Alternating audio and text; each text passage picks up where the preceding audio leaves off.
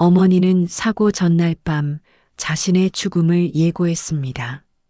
나는 그 사실을 3년 뒤에야 알게 됐습니다.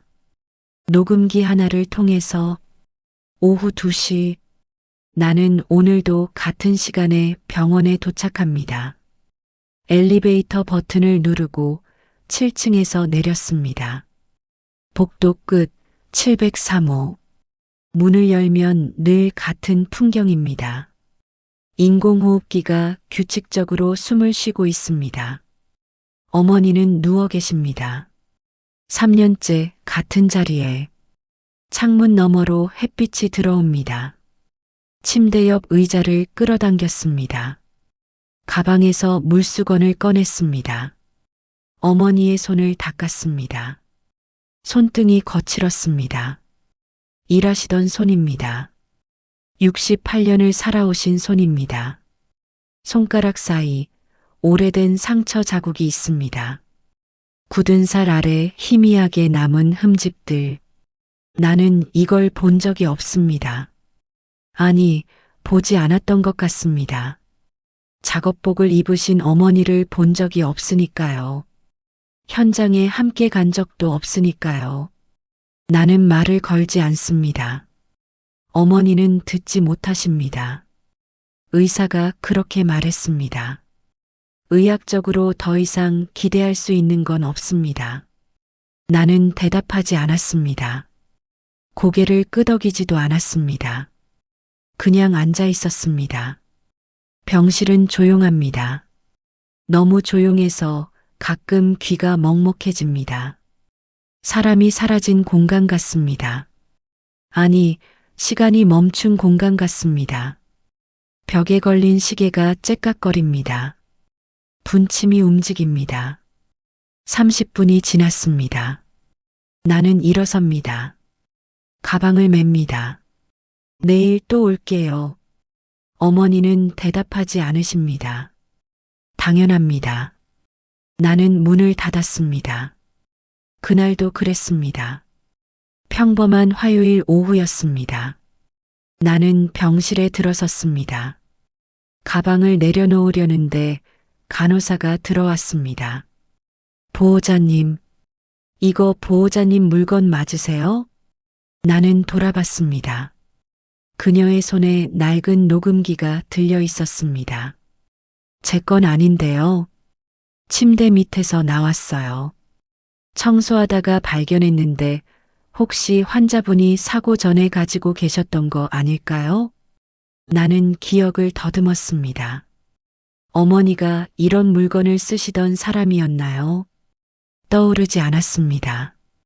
가져가도 될까요? 당연하죠. 환자분 물건이니까요. 나는 녹음기를 받았습니다. 무게가 거의 느껴지지 않았습니다. 하지만 묘하게 무거웠습니다. 집에 돌아와서도 나는 그것을 꺼내지 못했습니다. 책상 위에 올려두고 한참을 바라봤습니다. 사흘이 지났습니다.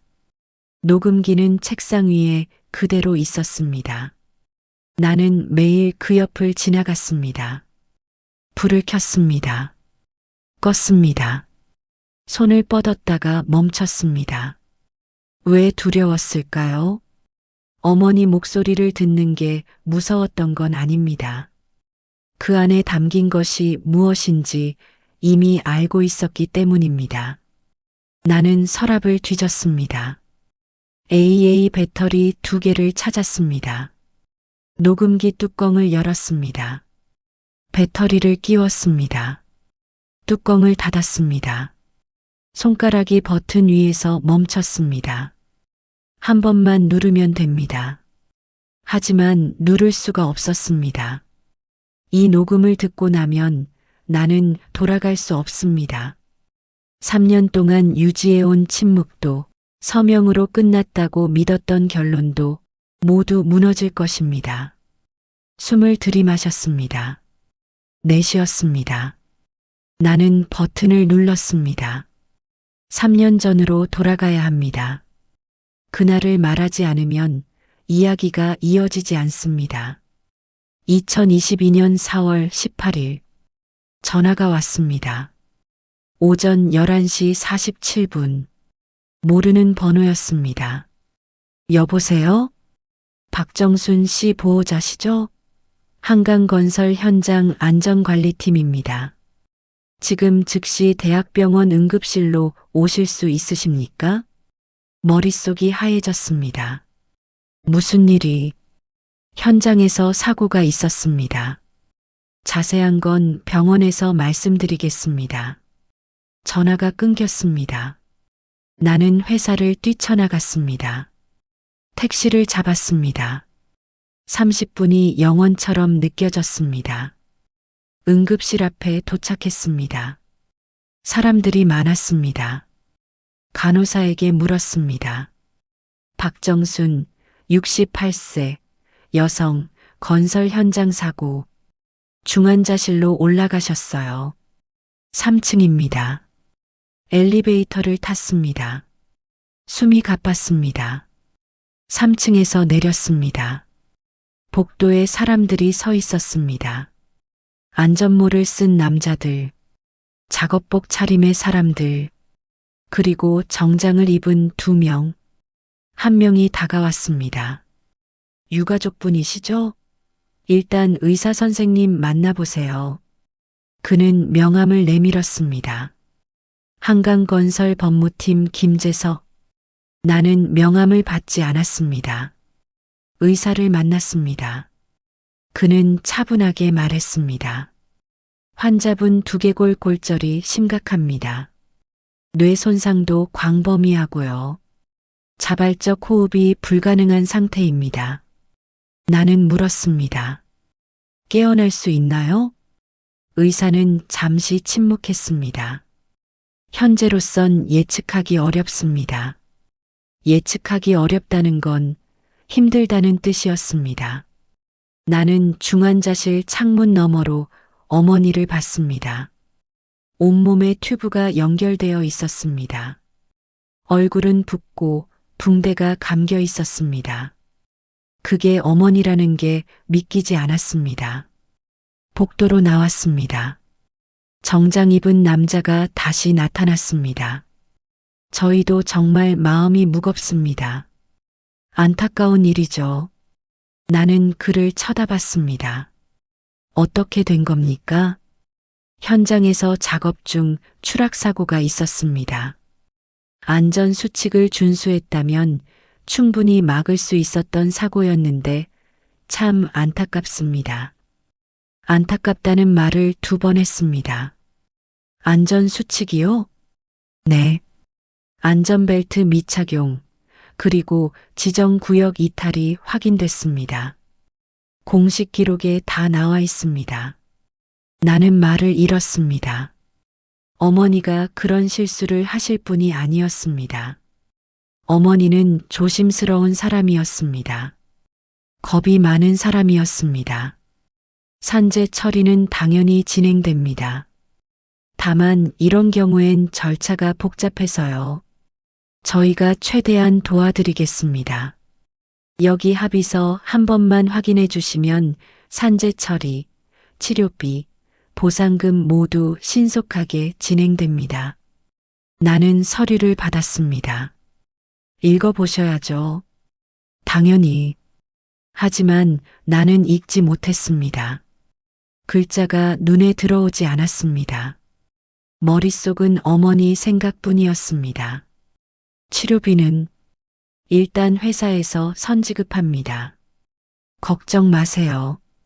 다만 합의가 늦어지면 산재 승인이 지연될 수 있어서요. 나는 서명했습니다. 펜이 무거웠습니다. 손이 떨렸습니다. 김도윤. 3글자를 쓰는데 10초가 걸렸습니다. 그는 서류를 챙겼습니다. 잘하셨습니다. 빠르게 처리하겠습니다. 나는 고개를 들지 못했습니다. 복도 바닥만 바라봤습니다. 형광등 불빛이 반사되어 눈이 부셨습니다. 그게 끝인 줄 알았습니다. 3년이 지났습니다. 어머니는 깨어나지 않으셨습니다. 나는 매일 병실을 찾았습니다. 똑같은 시간에, 똑같은 자리에 앉았습니다. 산재 보상금은 최소 금액이었습니다. 안전수칙 미준수로 인한 사고라는 공식 기록 때문이었습니다. 회사 측 과실은 없다고 결론이 났습니다. 통보는 전화로 왔습니다. 사고 석 달 뒤였습니다. 산재 심사 결과 나왔습니다. 안전수칙 미준수로 최종 판정됐고요. 보상금은 최소 기준으로 책정됩니다. 나는 물었습니다. 회사 측 책임은요? 없습니다. 현장 안전 점검 기록에 이상 없었고 사고 원인은 개인 부주의로 확정됐습니다. 그럼 안전망은요? 작업 구역 지정은요? 모두 규정대로 진행됐습니다. 전화가 끊겼습니다. 합의서에는 이렇게 적혀 있었습니다. 보호자는 향후 일체의 민사 형사상 이의를 제기하지 않는다. 나는 서명했습니다. 그러니까 나는 동의한 것입니다. 그날 밤 집에 돌아와 녹음기를 다시 꺼냈습니다. 재생 버튼을 눌렀습니다. 잡음이 흘러나왔습니다. 그리고 목소리, 어머니의 목소리였습니다. 도윤아, 엄마야. 숨이 멎었습니다. 지금이 2022년 4월 17일 밤 11시 23분이다. 사고 전날 밤이었습니다. 만약 내가 이걸 듣고 있다면 어머니의 목소리가 떨렸습니다. 엄마한테 무슨 일이 생긴 거야? 나는 녹음기를 꺼안았습니다. 어머니는 알고 계셨습니다. 무슨 일이 일어날지. 그리고 그걸 남기셨습니다. 나를 위해. 녹음이 멈췄습니다. 나는 재생 버튼에서 손을 뺐습니다. 방 안이 조용했습니다. 시계 소리만 들렸습니다. 녹음기를 내려놓았습니다. 다시 바라봤습니다. 어머니 목소리가 아직 귓가에 남아 있었습니다. 엄마한테 무슨 일이 생긴 거야? 나는 다음 파일을 듣지 못했습니다. 다음 날 병원에 갔습니다. 어머니 옆에 앉았습니다. 가방에서 녹음기를 꺼냈습니다. 책상 위에 올려놓았습니다. 어머니, 녹음 남기셨더라고요. 사고 전날 밤이었어요. 심전도 기계가 삐 소리를 냈습니다. 리듬은 변하지 않았습니다. 집에 가서 듣는 게 나을 것 같았습니다. 그날 밤 녹음기를 다시 켰습니다. 두 번째 파일이었습니다. 날짜가 표시됐습니다. 2022년 3월 28일. 사고 3주 전. 재생, 잡음, 그리고 어머니 목소리. 도윤아, 오늘 점심에 김치찌개 먹었어. 현장 식당 아줌마가 해주시는 건데 맛있더라. 내가 좋아하던 그 집 김치찌개랑 비슷해. 나는 눈을 감았습니다. 오늘은 날씨가 좋았어. 따뜻했어. 작업하기 딱 좋은 날씨. 근데 오후에 바람이 좀 불었어. 높은 데서 작업할 땐 바람이 무섭더라. 숨소리가 들렸습니다.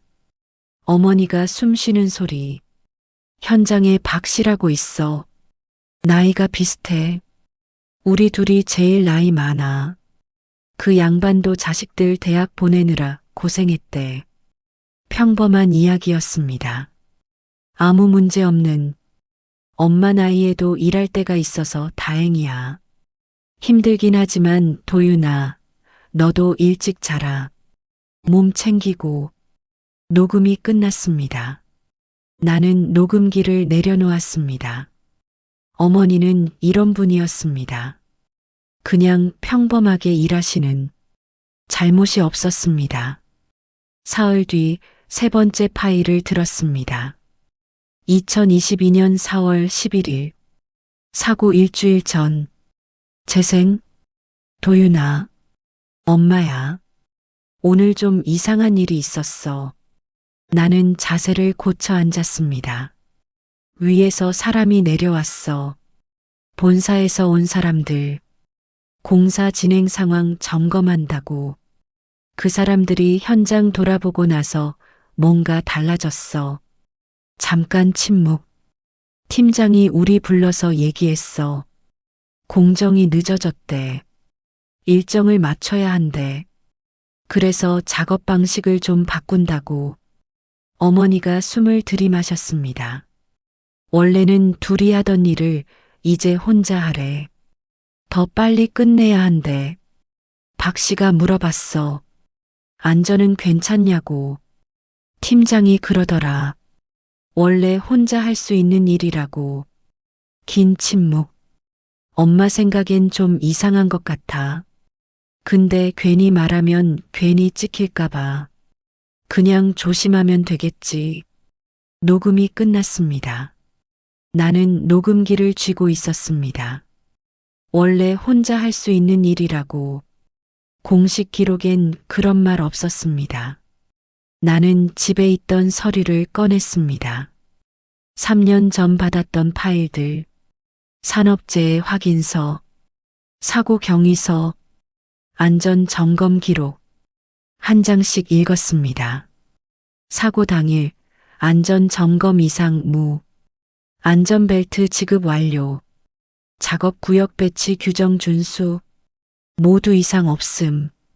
나는 다시 녹음을 들었습니다. 원래는 둘이 하던 일을 이제 혼자 하래. 맞지 않았습니다. 기록과 목소리가. 나는 컴퓨터를 켰습니다. 검색창에 입력했습니다. 산업재해 안전수칙 미준수, 건설 현장 사고 판례. 페이지들이 나타났습니다. 수백 개, 수천 개, 모두 비슷한 이야기였습니다. 안전수칙 미준수, 개인 부주의, 회사 측 과실 없음. 나는 스크롤을 내렸습니다. 멈췄습니다. 한 기사가 눈에 들어왔습니다. 하청 노동자 추락사고, 회사 측 서류상 이상 무주장. 마지막 문장. 유족 측은 항소했으나 기각됐다. 창을 닫았습니다. 나는 그때도 몰랐고 지금도 여전히 모릅니다. 다음 날, 네 번째 파일. 2022년 4월 18일 오전. 사고 당일. 손가락이 떨렸습니다. 재생, 잡음, 바람 소리, 차량 소리, 어머니 목소리. 도윤아, 지금 새벽 5시 반이야. 출근길이야. 숨소리가 거칠었습니다. 오늘 혼자 올라가래. 6층 구역. 원래는 박 씨랑 같이 하는 곳인데. 발걸음 소리. 지금 현장 가는 차 탔어. 팀장이 운전해. 작게 속삭이는 목소리. 도윤아, 안전줄 얘기했어. 어제 6층 구역에 설치됐냐고. 팀장이 없다고 했어. 숨소리. 빨리 해야 해서 아직 못 쳤다고. 조심하시면 된다고. 긴 침묵. 그냥 조심하면 되겠지. 근데 무섭다. 솔직히. 녹음이 끝났습니다. 나는 녹음기를 내려놓았습니다. 손이 떨렸습니다. 안전줄은 없다고 했어. 나는 서류를 꺼냈습니다. 사고 보고서. 페이지를 넘겼습니다. 사고 당일 안전 점검 기록. 안전 설비 설치 현황 정상. 안전벨트 지급 현황 지급 완료. 안전벨트 미착용이 사고 원인. 피해자의 과실. 나는 다시 녹음을 들었습니다. 안전줄은 없다고 했어. 문서를 봤습니다. 안전 설비 설치 현황 정상. 하나는 거짓말이었습니다. 다음 날 병원에 갔습니다. 어머니 옆에 앉았습니다. 어머니, 제가 뭘 찾았는지 아세요? 사고 보고서요. 안전 설비 설치 현황 정상이래요. 근데 어머니는 없다고 했어라고 말씀하셨잖아요. 나는 녹음기를 꺼냈습니다. 재생 버튼을 눌렀습니다. 어머니의 목소리가 병실에 흘러나왔습니다. 안전줄 얘기했어. 없다고 했어. 심전도 기계의 리듬이 미세하게 빨라졌습니다. 삐삐, 삐삐, 삐삐. 나는 숨을 멈췄습니다. 어머니, 기계를 봤습니다. 숫자가 올라갔습니다. 72에서 78로. 리듬이 다시 느려졌습니다. 78에서 74로. 그리고 멈췄습니다. 72. 원래 숫자. 간호사가 들어왔습니다. 보호자님 괜찮으세요? 아, 네. 잠깐 심박수가. 아, 그건 가끔 있어요. 별 의미 없는 변화예요. 간호사가 나갔습니다. 나는 혼자 남았습니다. 그날 밤 전화가 왔습니다. 한강건설이었습니다. 김도윤 씨, 요즘 연락이 잘 안 되시네요. 바빴습니다. 그러시군요. 혹시 변호사 상담 같은 거 받으실 생각은 없으시죠? 나는 대답하지 않았습니다. 김도윤 씨, 합의는 이미 끝났어요. 3년 전에. 기억합니다. 그럼 됐네요. 괜히 다시 건드리면 보호자님만 힘들어지실 거예요. 알겠습니다. 전화가 끊겼습니다. 녹음기를 다시 들었습니다. 어머니 목소리. 괜히 말하면 괜히 찍힐까봐. 조심하면 되겠지. 그리고 서류. 안전 설비 설치 현황 정상. 안전수칙 미준수로 인한 사고. 회사 측 과실 없음. 나는 중얼거렸습니다. 어머니는 기록으로는 실수한 노동자였고 녹음기 속에서는 미리 알던 사람이었다. 녹음기가 자동으로 꺼졌습니다. 딸깍. 완전한 정적. 나는 어둠 속에 앉아 있었습니다. 며칠 뒤 누군가 나에게 연락을 했습니다. 김도윤 씨 맞으십니까? 모르는 번호였습니다. 네. 노무사 이정민입니다. 한 분이 제 번호를 전해달라고 하셔서요. 현장 안전관리자로 일하셨던 분이에요. 왜 저한테요? 만나서 얘기하시겠습니까? 급하지 않으시면 생각해 보세요. 전화가 끊겼습니다. 나는 번호를 저장했습니다. 이름 없이 사흘이 지났습니다. 나는 전화하지 않았습니다. 일주일째 되던 날 나는 전화를 걸었습니다. 이정민 노무사입니다. 김도윤입니다. 저번에 연락 주셨던. 아, 네. 내일 오후 3시 역 근처 카페에서 뵙겠습니다. 네. 다음 날 오후 카페에 도착했습니다. 이정민은 40대 후반쯤 되어 보였습니다. 김도윤 씨 맞으시죠? 앉으세요. 나는 앉았습니다. 어머님 상태는 어떠신가요? 변함없습니다. 침묵이 흘렀습니다. 그가 먼저 말했습니다. 저한테 연락한 분이 있었어요. 어머님 현장에서 일하셨던 분이요. 익명으로요. 그날 안전점검 기록에 문제가 있었다고요. 가슴이 뛰었습니다. 문제요? 점검이 제대로 안 됐다고. 서류만 채워 넣었다고. 나는 숨을 들이마셨습니다. 근데 김도윤 씨, 이걸 꺼내면 어머님 얘기만으로 끝나지 않습니다. 현장 전체가 뒤집힙니다.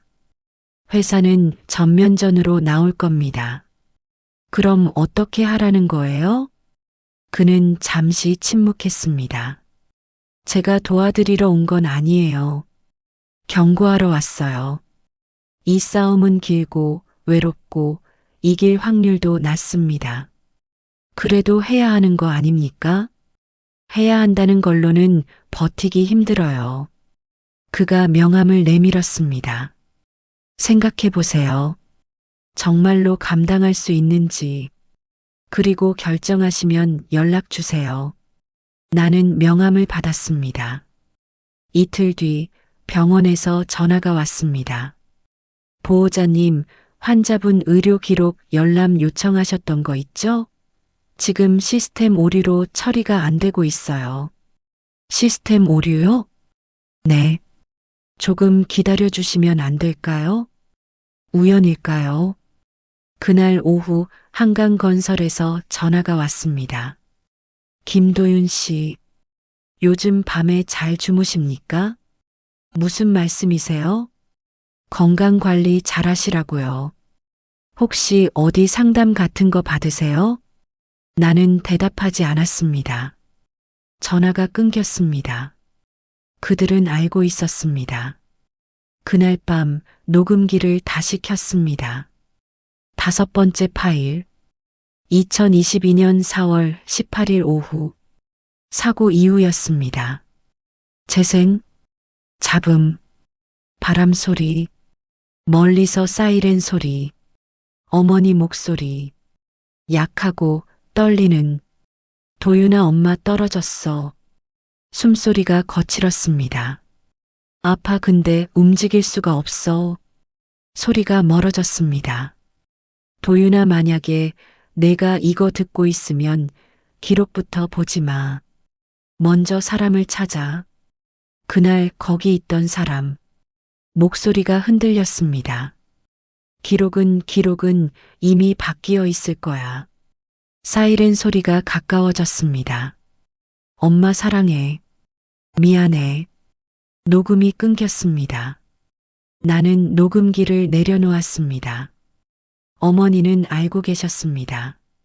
기록이 바뀔 거라는 걸, 증거가 사라질 거라는 걸, 그리고 마지막 순간에도 나를 위해 말씀하셨습니다. 그날 밤 나는 처음으로 어머니의 말을 듣지 않았습니다. 기록을 먼저 봤습니다. 사람이 아니라 합의서, 사고 보고서, 안전 점검 기록 모두 완벽했습니다. 하지만 어머니는 말씀하셨습니다. 기록은 이미 바뀌어 있을 거야. 나는 노무사 명함을 꺼냈습니다. 전화를 걸었습니다. 전화벨이 울렸습니다. 이정민 노무사님, 저 김도윤입니다. 결정하셨어요? 현장에 있던 사람들 명단 구할 수 있을까요? 공식 명단은 어렵고요. 하청업체 통해서 알아볼 수는 있어요. 부탁드려도 될까요? 알겠습니다. 이틀 뒤 이메일이 왔습니다. 제목 현장 인원 명단 비공식. 첨부 파일. 엑셀 파일. 나는 파일을 열었습니다. 이름들이 나타났습니다. 그날 현장에 있던 사람들. 어머니 이름도 있었습니다. 박정순. 한 이름에서 멈췄습니다. 박민수. 박씨라고 있어. 나이가 비슷해. 전화번호가 적혀 있었습니다. 나는 번호를 저장했습니다. 전화를 걸었습니다. 여보세요? 저 박정순 씨 아들입니다. 긴 침묵. 아, 혹시 시간 괜찮으시면 만날 수 있을까요? 다음 주 토요일 오후 3시 역 앞 공원. 감사합니다. 근데 저는 아무것도 기억 못합니다. 전화가 끊겼습니다. 토요일이 왔습니다. 공원에 도착했습니다. 벤치에 한 남자가 앉아 있었습니다. 60대쯤 되어 보였습니다. 박민수 씨십니까? 네. 앉으세요. 나는 앉았습니다. 그날 기억나시는 게 있으세요? 그가 고개를 저었습니다. 잘 모르겠어요. 아무것도요? 너무 오래됐어요. 그는 거짓말을 하고 있었습니다. 목소리가 떨렸으니까요. 저 어머니가 녹음을 남기셨어요. 그날 안전줄이 없었다고요. 그의 얼굴이 굳었습니다. 저는 아무것도 몰라요. 그럼 왜 만나주신 건데요? 미안해서요. 가만히 있어서요. 저도 먹고 살아야 해요. 이해해 주세요. 그가 일어섰습니다. 걸어갔습니다. 나는 부르지 않았습니다. 집에 돌아왔습니다. 아무것도 달라지지 않았습니다. 나는 서랍을 열었습니다. 노무사가 보내준 양식을 꺼냈습니다. 정보공개 청구서, 산재 재심사 신청서, 펜을 들었습니다. 내 이름을 적었습니다. 김도윤. 이번에는 지우지 않았습니다. 다음 날 아침 나는 일찍 일어났습니다. 노동청에 갔습니다. 서류를 제출했습니다. 접수 완료됐습니다. 2주 뒤에 연락드릴게요. 네. 밖으로 나왔습니다. 햇빛이 밝았습니다. 하지만 기분은 무거웠습니다. 손이 떨렸습니다. 다리도 떨렸습니다. 그날 오후 전화가 왔습니다. 한강건설이 아니었습니다. 노무법인입니다. 한강건설 측 대리인이고요. 최근에 정보 공개 청구하신 거 맞으시죠? 네. 그게 합의 조항 위반이에요. 알고 있습니다. 그럼 철회하실 의향은요? 없습니다. 침묵. 그렇군요. 그럼 저희도 법적 절차 진행하겠습니다. 전화가 끊겼습니다. 이제 와서 그만두는 건 아무 일도 없었던 것보다 더 나쁜 선택 같았습니다. 2주가 지났습니다. 전화가 왔습니다. 노동청 산재 재심사 담당입니다. 제출하신 청구건 검토 완료했고요. 면담이 필요할 것 같습니다. 다음 주 화요일 오전 10시 가능하세요? 네. 접수 번호가 생성되었습니다. 화요일. 노동청에 갔습니다. 조사관은 40대 중반쯤 되어 보였습니다. 앉으세요. 재심사 근거가 녹음 파일이라고요? 네. 실물 있으세요? 나는 가방에서 녹음기를 꺼냈습니다. 들어봐도 될까요? 나는 파일을 재생했습니다. 어머니 목소리가 흘러나왔습니다. 안전줄 얘기했어. 없다고 했어. 조사관이 메모했습니다. 이게 새벽 녹음이죠? 네. 새벽 5시 반쯤입니다. 그가 다른 서류를 꺼냈습니다. 여기 안전교육 서명 기록 보세요. 나는 봤습니다. 박정순. 2022년 4월 18일 오전 11시 10분. 사고 발생 시각이 10시 42분인데 서명이 사고 이후예요. 침묵. 이게 맞나요? 기록은 이렇게 나와 있습니다. 확인해 보겠습니다. 시간 좀 걸릴 거예요. 얼마나요? 한 달쯤. 상대가 대기업이라서. 그날 밤 녹음기를 다시 꺼냈습니다. 6번째 파일. 마지막 파일. 2022년 4월 17일 밤. 사고 하루 전. 재생. 도윤아. 엄마야. 지금이 밤 11시 23분이다. 만약 내가 이걸 듣고 있다면 엄마한테 무슨 일이 생긴 거야. 여기까지는 들었습니다. 그 뒤, 도윤아 엄마 너무 무섭다. 내일 김 팀장이 전화했어. 내일 6층 구역 꼭 나와달라고. 박 선생님만 믿는다고. 숨소리. 근데 엄마가 어제 물어봤잖아. 안전줄 설치됐냐고. 김 팀장이 그랬어. 아직 안 됐는데 괜찮다고. 조심하면 된다고. 긴 침묵. 김 팀장은 알고 있었어. 그날 벨트가 없다는 걸. 근데 나오라고 했어. 목소리가 낮아졌습니다. 미안해. 엄마가 겁쟁이지? 녹음이 끝났습니다. 나는 녹음기를 내려놓았습니다. 김 팀장. 실명이었습니다. 한 달이 지났습니다. 노동청에서 연락이 왔습니다. 재심사 결과 나왔습니다. 일부 인정됐어요. 현장 안전관리 미흡이요. 다만 회사 측 직접 과실은 입증 부족으로 기각됐습니다. 그럼 회사 측에 과태료 부과됩니다. 그리고 어머님 산재 등급 상향 조정 가능해요. 과태료요? 네. 나는 전화를 끊었습니다. 그날 오후 한강건설에서 최종 통지가 왔습니다. 위약금 청구 건은 법적 절차로 진행됩니다. 나는 변호사를 만났습니다. 이길 수 있어요? 50%요. 그래도 하겠습니다. 왜요? 멈추는 게 더 나쁠 것 같아서요. 변호사가 서류를 내밀었습니다. 나는 서명했습니다. 김도윤. 세 번째 서명이었습니다. 그날 이후 나는 더 이상 피해자라고 불리지 않았습니다. 2달이 지났습니다. 어느 날 뉴스에 짧은 기사가 났습니다. 건설 현장 안전관리 미흡으로 과태료 부과. 금액은 없었습니다. 책임자 이름도 없었습니다. 하지만 기록은 남았습니다. 한 기자가 연락했습니다. 김도윤 씨 맞으십니까? 어머님 사건 관련해서 인터뷰 가능하신가요? 녹음 파일이 있다고 들었는데요. 네. 공개하실 의향은요? 나는 대답하지 못했습니다. 생각해 볼게요.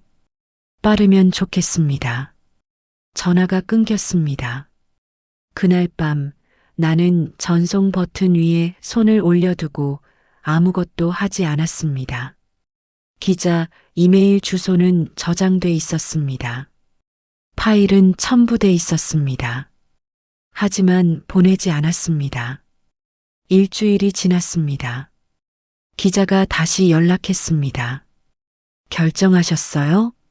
아니요. 언제쯤 가능하실까요? 잘 모르겠어요. 기자는 더 이상 연락하지 않았습니다. 그날 나는 병원에 갔습니다. 7층 703호. 문을 열었습니다. 어머니는 그대로였습니다. 나는 의자를 끌어당겼습니다.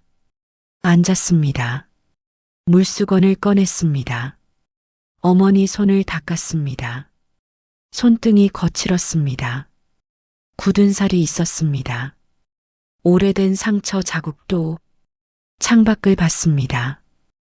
햇빛이 들어왔습니다. 나는 어머니를 봤습니다. 어머니. 대답은 없었습니다. 당연했습니다. 하지만 처음으로 그 침묵이 비어있지 않다는 걸 알았습니다. 어머니는 끝내 아무 말도 하지 않으셨습니다. 하지만 모든 것을 남기셨습니다. 30분이 지났습니다. 나는 일어났습니다. 가방을 맸습니다. 내일 또 올게요. 문을 열었습니다. 복도를 걸었습니다. 간호사가 인사했습니다. 오늘도 수고하셨어요. 네.